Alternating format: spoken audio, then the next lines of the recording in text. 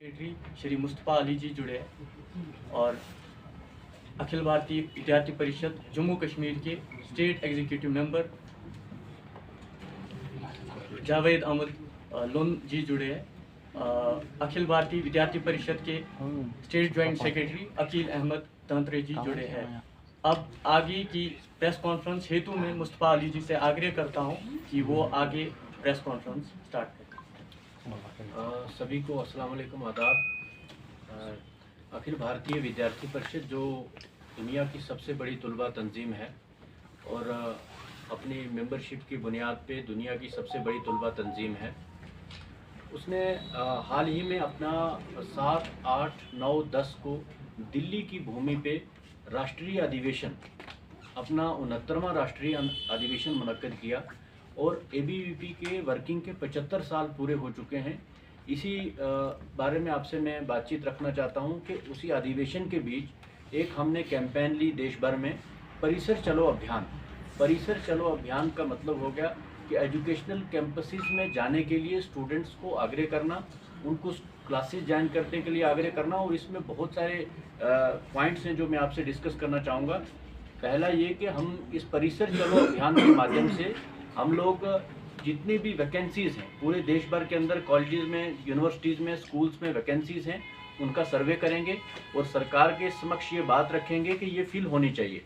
और दूसरा हमारा ये है कि इंफ्रास्ट्रक्चर को लेकर, जहाँ पे लेबोरेटरीज नहीं है, प्लेग्राउंड्स नहीं है, स्कूल बिल्डिंग की हालत ठीक नहीं है, तो हमारा उसका भी एक सर्वे रहेगा और उन चीज़ों को सरकार के सामने लाने का अखिल भारतीय विद्यार्थी परिषद के कार्यकर्ता देश भर में और कश्मीर में भी काम करेंगे।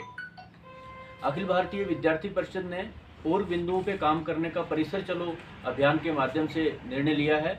और इसमें हमारा एक ये भी रहेगा कि जो स्टूडेंट्स ड्रॉप आउट हो जाते हैं, स्कूल छोड़ देते हैं, कॉलेजेस छोड़ देते हैं, उनको आग्रह करना, उनसे गुजारिश करना कि वो अपने कैंपसेस ज्वाइन करें। और दूसरा, आपको मालूम है कि कोविड काल एक लंबा अरसा गुजरा। कोविड के बीच में स्टूडेंट्स का स्कूल कॉलेजेस में जाना कम हुआ, उसमें गिरावट हुई और एक ऑनलाइन क्लासेस का कल्चर शुरू हुआ। हमारी ये कोशिश है कि ऑनलाइन क्लासेस का कल्चर ख़त्म करते हुए अपने इंस्टीट्यूट के अंदर जो 75% स्टूडेंट्स को अटेंडेंस देनी रहती है, उसके लिए हम मोटिवेशनल प्रोग्राम शुरू करेंगे, जिसमें स्पोर्ट्स एक्टिविटीज़ हो गई या कल्चरल फेस्ट हो गए या नुक्कड़ नाटक हो गए या अलग अलग माध्यम से स्टूडेंट्स को अट्रैक्ट करने की, ताकि वो अपने कैंपसेस में जो है वो अपने कैंपसेस में प्रॉपर क्लासेस दे पाएँ। और इसी परिसर चलो अभियान के अंतर्गत हमारा एक और भी कंसर्न ये है कि परिसर चलो अभियान जो है, इसमें हमारा ये एक मेन फोकस रहेगा कि कैंपसेस के अंदर टीचर्स जो है वो पर्याप्त मात्रा में रहें, उनकी अटेंडेंस अच्छी रहे, टीचर्स हर सब्जेक्ट के लिए मौजूद रहें। ये भी इसमें रहेगा परिसर चलो अभियान में। ये तो ये अलग अलग फेजेस में होगा, जैसे स्टूडेंट पार्लियामेंट करवाना, कैंपस के अंदर स्टूडेंट पार्लियामेंट जो है वो करवाना और कंपटीशन करवाना। स्टूडेंट यूनियंस को लेकर आपके ध्यान में है कि अगर हम कश्मीर वादी की बात करें तो वादी कश्मीर में आज तक 75 साल आज़ादी के गुजर के आज तक कभी स्टूडेंट यूनियन के इलेक्शन नहीं हुए। तो हम सरकार के समक्ष ये बात रखेंगे, सरकार के सामने बात रखेंगे कि स्टूडेंट यूनियन के इलेक्शन होने चाहिए, क्योंकि स्टूडेंट्स अपने रिप्रेजेंटेटिव चुने, कैंपसेस की जो हस्ता हालत है उसमें सुधार हो। यही सब हमारी कुछ एक जो है परिसर चलो अभियान के अंदर ये बातें रहेंगी, जो हम देश भर के साथ साथ कश्मीर में भी जो है इसको करने की कोशिश करेंगे और स्टूडेंट्स तक आउटरीच बनाने की कोशिश करेंगे। दूसरा हमारा एक मेजर कंसर्न है कि आपके ध्यान में है कि CUET जो है, CUET का एग्ज़ाम शुरू होने वाला है, CUET PG का टेस्ट शुरू होने वाला है। पिछली बार की तरह इस बार पहले ही हमने अपना जो कंडक्टिंग अथॉरिटी है उसको मेमोरेंडम दिया, उन अथॉरिटी से मिले, हमारे लोगों ने बात की कि जो सेंटर्स जम्मू कश्मीर के बाहर बनते थे, जो हिली एरियाज़ के लोग हैं उनके लिए सेंटर्स बाहर बनते थे, कई बार गाड़ी में ट्रैवल करने में दिक्कत होती थी, या पंजाब में या चंडीगढ़ में या उन स्थानों पे। तो हमने ये सरकार के समक्ष बात रखी है, अथॉरिटीज़ के सामने बात रखी है कि सेंटर स्थानीय स्तर पे बनने चाहिए, जहाँ स्टूडेंट पढ़ रहा है वहीं पे उसका सेंटर होना चाहिए। ऐसी हमारी सरकार से अपील रही है, हमने इसके लिए रिप्रेजेंटेशंस भी दी है। तो होप फॉर द बेस्ट। आपके सवाल सर, मेरा सवाल ज़रूर रहेगा आपसे, अगर स्टूडेंट्स के लिए आप इतना कर रहे हैं, आजकल अगर देखे जाए कि प्राइवेट स्कूल्स पे काफ़ी शिकंजा कसा जा रहा है, उसमें एनओसीज की बात हो रही है, तो उस हवाले से आप क्या करना है? मैम आपको बताना चाहूँगा कि प्राइवेट स्कूल्स के साथ जितना भी अन्याय हो रहा है, या प्राइवेट स्कूल में 2 लाख विद्यार्थी जो है, 2 लाख स्टूडेंट्स कश्मीर के अंदर, कश्मीर का बच्चा 2 लाख पढ़ता है। जब ज़मीन कश्मीरी की है, जब स्कूल कश्मीरी का है, तो किसी का हस्तक्षेप उसमें नहीं होना चाहिए। कश्मीर का बच्चा कश्मीर के ज़मीन पे ही स्कूल बनाकर पढ़ेगा, जो अथॉरिटीज़ हैं वो कश्मीर के अंदर ही पढ़ाई करवाएंगे। तो ऐसा गलत है। हम इस अन्याय के खिलाफ लड़ेंगे। अगर ज़रूरत पड़ेगी तो हम सड़कों पर भी आएंगे, सरकार के खिलाफ जदोजहद करनी पड़ी तो वो भी करेंगे। लेकिन ये बिल्कुल जायज़ बात नहीं है कि कभी एनओसीज मांगी जाती हैं, कभी उनको कहा जाता है कि आप ऐसे कर दीजिए। एक साल में 10-10 एनओसीज कहाँ से लाएंगे एनओसीज वो? और आपको मैं बताता चलूँ कि जो प्राइवेट स्कूल्स हैं उनके अंदर जो अनएम्प्लॉयड लोग हैं, जिनके पास कोई सोर्स ऑफ इनकम नहीं है, 25-25 की बगार लेकर टीचर्स पढ़ा रहे हैं। माँ बाप के पास कई बार इतनी खराब हालत होती है कि वो बच्चे की फीस तक देने से मजबूर होते हैं, लेकिन फिर भी उनको अच्छी एजुकेशन मिलती है, इसलिए वो स्टूडेंट्स को प्राइवेट स्कूल में छोड़ते हैं। हम नहीं कह रहे कि हम प्राइवेटाइजेशन के कल्चर को बढ़ाना चाहते हैं, लेकिन हम कह रहे हैं अगर अच्छी शिक्षा व्यवस्था सरकारी स्कूलों में दी जाए तो स्टूडेंट प्राइवेट स्कूल में क्यों जाएगा? हो सकता है वहाँ अच्छी शिक्षा व्यवस्था नहीं मिल रही है, इसलिए वो प्राइवेट इंस्टीट्यूट्स को अप्रोच करता है।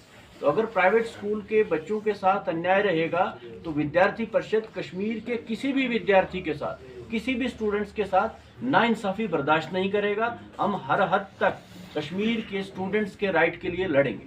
सर मुझे बताएं, आपने कहा कि वैकेंट पोस्ट जहाँ पे हम सर्वे करेंगे, बहुत सारे ऐसे यहाँ पे डिपार्टमेंट्स हैं जहाँ पे वैकेंट पोस्ट है, लेकिन अभी तक गवर्नमेंट जो है उनको फुलफिल नहीं कर रहे हैं।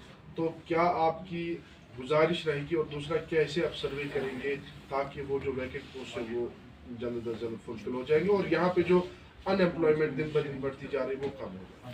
मैं आपको बताना चाहूँगा कि अखिल भारतीय विद्यार्थी परिषद का इतिहास रहा है कि अनएम्प्लॉयमेंट के खिलाफ हमने हमेशा लड़ा है।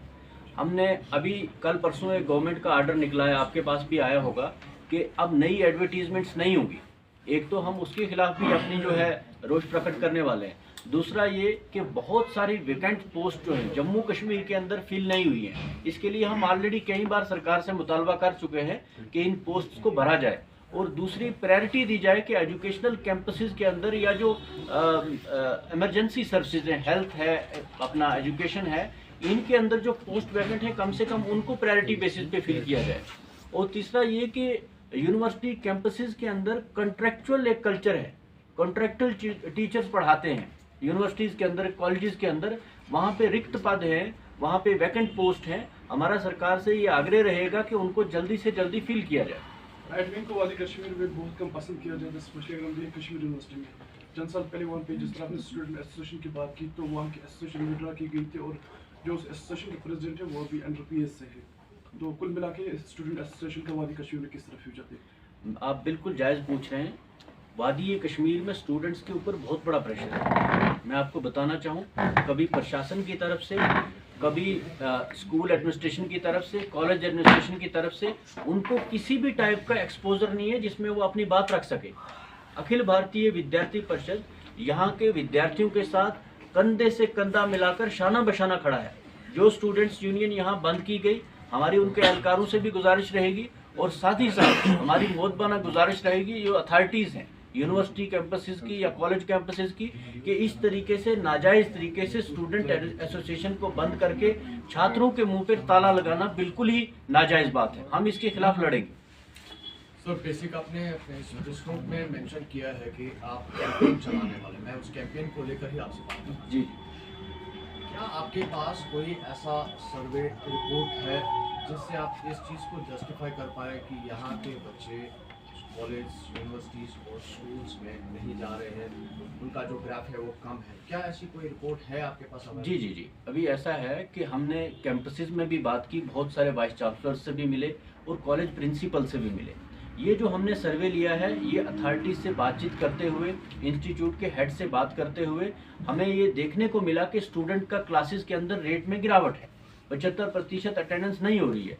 और दूसरा, अब कई टीचर्स अपनी सुविधा अनुसार ऑनलाइन क्लासेस करवा देते हैं स्टूडेंट को कि ठीक है आज आप छुट्टी कर लीजिए, तो आज हम शाम को जो है आपकी क्लास ले लेंगे ऑनलाइन। और साथ ही साथ मैं ये भी बताना चाहता हूँ, जैसे आपने पूछा, स्कूल ड्रॉप आउट के लिए प्रॉपर सर्वे है सरकार का। जम्मू कश्मीर सरकार ने एक सर्वे कराया है जिसमें महिलाओं यानी हमारी बहनों की सबसे ज़्यादा परसेंटेज है जो स्कूल छोड़ देती हैं, तो इसके ऊपर भी हम काम करेंगे। क्या इस प्रेस कॉन्फ्रेंस का ये भी मतलब है कि राइट विंग अब स्टार्ट कश्मीर यूनिवर्सिटी से करेगी? नहीं, ऐसा मैं आपको बताना चाहूँ कि हम किसी विंग का हिस्सा नहीं है। अखिल भारतीय विद्यार्थी परिषद 1949 में स्थापित हुई है और हमारे अपने प्रिंसिपल्स हैं, हम उनके अनुसार काम करते हैं। हम पक्षपात नहीं करते, किसी भी सियासी जमात का हिस्सा बनकर नहीं करते, चाहे वो कोई भी हो। जो गलत करेगा, गलत नीति लाएगा, उसके खिलाफ है। जो अच्छा काम करेगा उसकी सराहना करेंगे।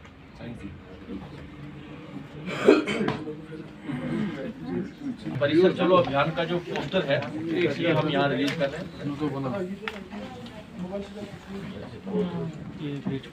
परिसर चलो अभियान का ये जो पोस्टर है ये हम यहाँ पर रिलीज करें।